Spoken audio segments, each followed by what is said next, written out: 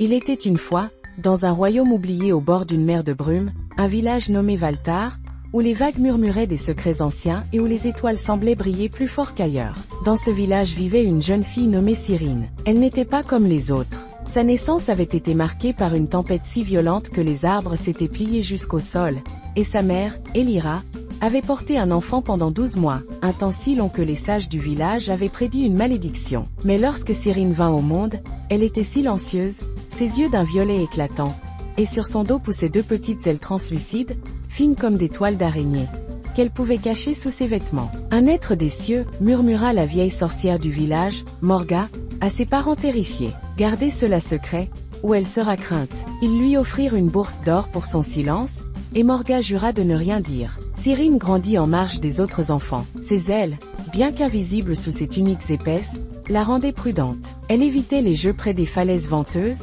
craignant qu'un coup de vent ne révèle son secret. Mais elle était belle, avec une peau qui semblait luire sous la lune et une grâce qui faisait taire les bavards. Les villageois l'aimaient pour son courage. Elle plongeait dans les vagues pour sauver les filets des pêcheurs emportés par les courants, et elle grimpait aux arbres pour cueillir des fruits pour les plus pauvres. Cyrine est une bénédiction, disait-il, ignorant la vérité qu'elle portait. Un jour, un étranger arriva à Valtar. Il s'appelait Dren, un chasseur aux cheveux noirs comme la nuit et aux mains marquées de cicatrices. Il traquait une bête légendaire, un serpent de mer qui, selon les rumeurs, avait englouti des bateaux entiers. Dren était audacieux, avec un sourire qui faisait battre les cœurs, et il tomba amoureux de Cyrine dès qu'il la vit marcher sur la plage, ses cheveux dansant dans le vent. Après des semaines de regards volés et de mots doux, il s'agenouilla devant elle sous un ciel étoilé et lui offrit une bague taillée dans une écaille de poisson. « Épouse-moi, Cyrine, dit-il. » Le village explosa de joie à leur mariage, une fête où les feux crépitaient et où les danses faisaient trembler la terre. Mais la nuit, dans leur maison près des falaises, Cyrine reculait quand Dren s'approchait. « Pas encore, » murmurait-elle, ses yeux violets pleins de peur. Dren, patient mais perplexe, hochait la tête. « Je t'attendrai toujours, » promettait-il. Pourtant, les murmures commencèrent à circuler. Pourquoi Cyrine repoussait-elle son mari? Que cache-t-elle?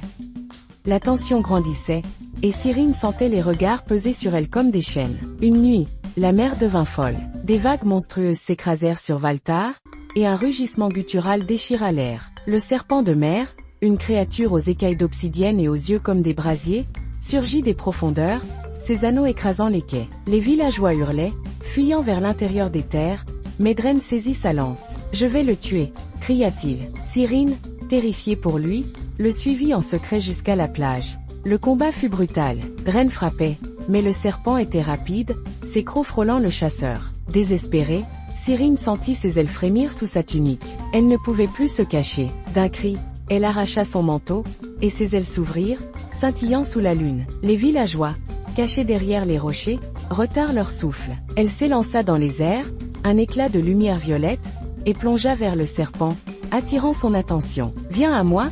hurla-t-elle, sa voix résonnant comme un chant surnaturel. Le monstre se tourna, et Dren en profita pour planter sa lance dans son cœur. Le serpent s'effondra, ses écailles s'éparpillant comme des cendres dans l'eau. Cyrine atterrit, essoufflée, ses ailes exposées au monde. « Unsilenced peasant essence Dala !» Puis, une vieille femme murmura, « Elle est maudite !»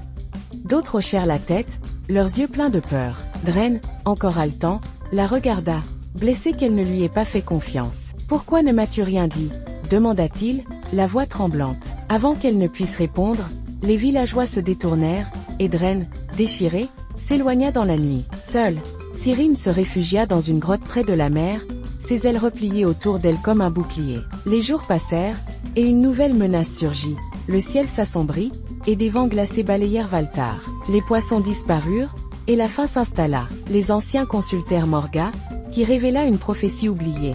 Quand la mer se vengera, seule une âme ailée pourra apaiser les cieux. Mais elle devra offrir ce qu'elle chérit le plus. Les villageois, désespérés, se rappelèrent Cyrine. « Elle nous a sauvés une fois, dirent-ils. Elle doit recommencer. » Ils la trouvèrent dans sa grotte, leur visage plein de remords. « Cyrine, pardonne-nous, » plaidèrent-ils. « Le village meurt. Peux-tu nous aider ?»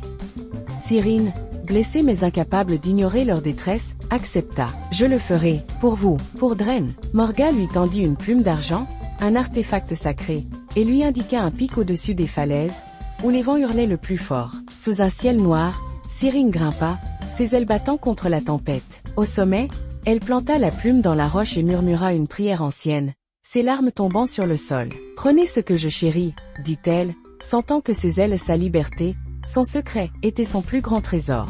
Un éclair déchira le ciel, et une force invisible la frappa. Elle s'effondra, ses ailes se dissolvant en poussière scintillante emportée par le vent. Puis, le silence. Les nuages s'écartèrent, le soleil perça, et la mer se calma, ramenant les poissons dans ses filets. Quand Cyrine redescendit, elle était différente, plus légère, humaine.